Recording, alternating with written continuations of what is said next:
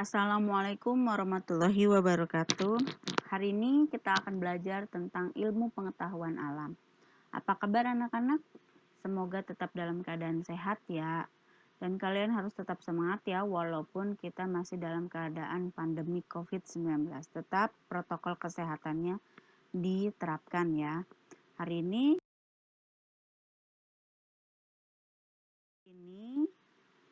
kita akan belajar objek IPA dan pengamatannya. Yang pertama, ada penyelidikan ilmiah.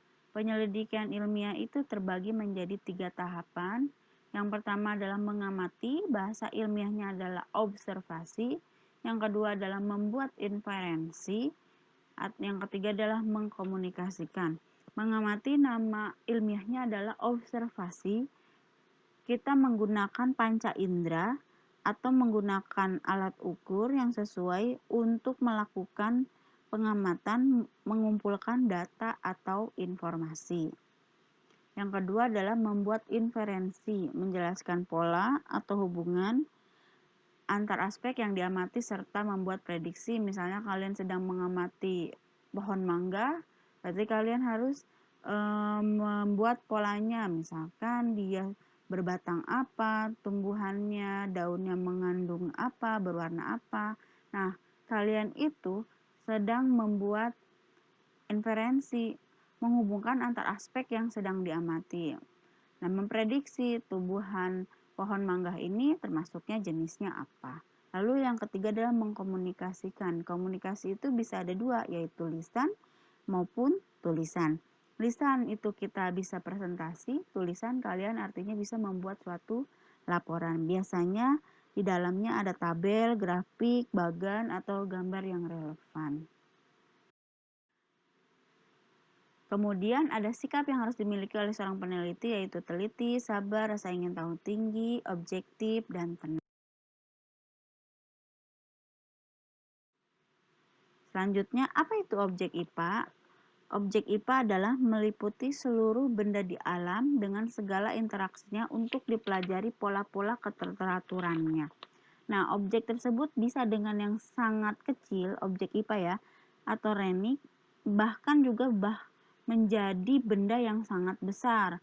Bisa jadi bakteri yang paling kecil, virus, partikel-partikel penyusun atom, hingga yang berukuran besar yaitu lautan, bumi, matahari, jagat raya. Bahkan kita pun mengamati benda hidup, lingkungannya, benda mati, dan itu semuanya adalah objek IPA.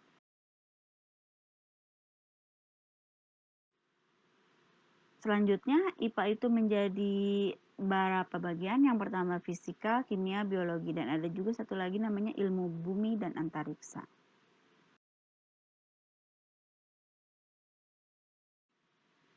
Selanjutnya, mengukur. Apa itu mengukur? Bagaimana pengukuran sebagai bagian dari pengamatan? Mengukur adalah membandingkan suatu besaran yang diukur dengan besaran yang sejenis yang dipakai sebagai satuan. Contohnya ketika anak mengukur meja dengan menggunakan tangannya. Kita tahu berarti mengukur dengan tangan istilahnya dengan jengkal. Kalian masih ingat jengkal itu satuan baku atau tidak baku? Ya, betul. Jengkal itu satuan tak baku. Berarti si anak ini sedang melakukan pengukuran dengan menggunakan satuan yang tak baku. Berapa ya panjangnya? Ya, dikira-kira ada 7 jengkal. Ini tergantung mejanya ya. Nanti dibaca lagi materi sebelumnya ya. Nah, ini kita review sedikit besaran pokok, yaitu besaran yang satuannya sudah ditetapkan secara internasional. Ada 7 ya, jangan lupa ya, ini kalian hafalkan. Sudah dibahas minggu kemarin. Besaran turunan, ini juga kemarin sudah dibahas sedikit, kita bahas lagi yang belum terbahaskan. Kemarin sudah bahas luas dan volume, yang kita bahaskan sekarang adalah konsentrasi larutan dan laju pertumbuhan. Konsentrasi larutan adalah massa zat larut dibagi dengan volume pelarut. Contohnya, Adit membuat larutan gula dengan mencampur 5 gram gula ke dalam 250 ml pelarut. Pelarutnya di sini adalah air. Berapa konsentrasinya? Mana zat larutnya? Zat larutnya adalah gula. Berapa gula masanya? 5 gram. Lalu berapa pelarutnya? Pelarutnya adalah 250 mili. Berarti pelarutnya 250 mili disimpan di bawah. Berarti 5 dibagi 250 mili yaitu 0,02 gram per mili. Artinya dia diturunkan gram itu dari besaran massa, lalu mililiter itu sama artinya dengan desimeter kubik, berarti dia bisa diturunkan dari besaran panjang. Selanjutnya yaitu laju pertumbuhan. Laju pertumbuhan rumusnya tinggi akhir dikurangi tinggi awal dibagi waktu. Tinggi akhir dikurangi tinggi awal adalah perubahan tinggi. Contohnya, tinggi tanaman kacang hijau di minggu pertama 2 cm. Pertumbuhannya di minggu kedua 4 cm. Berapa lajunya? Lajunya tinggal dikurangi saja tinggi akhir dikurangi tinggi awal. Tinggi akhirnya berapa?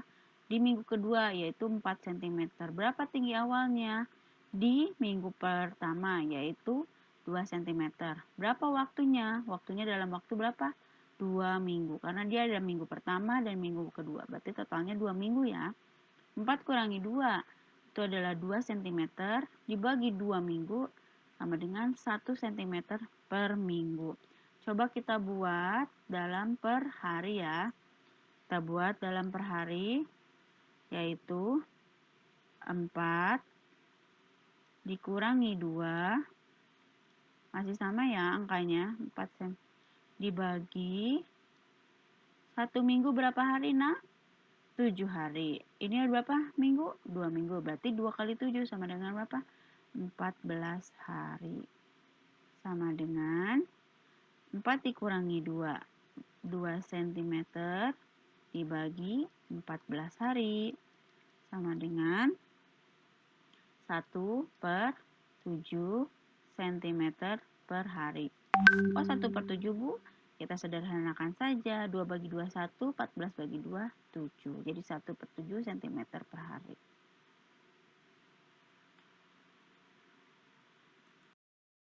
Terima kasih atas perhatiannya. Semoga kalian paham. Jika kurang paham, nanti bisa ditanyakan Japri ke Ibu.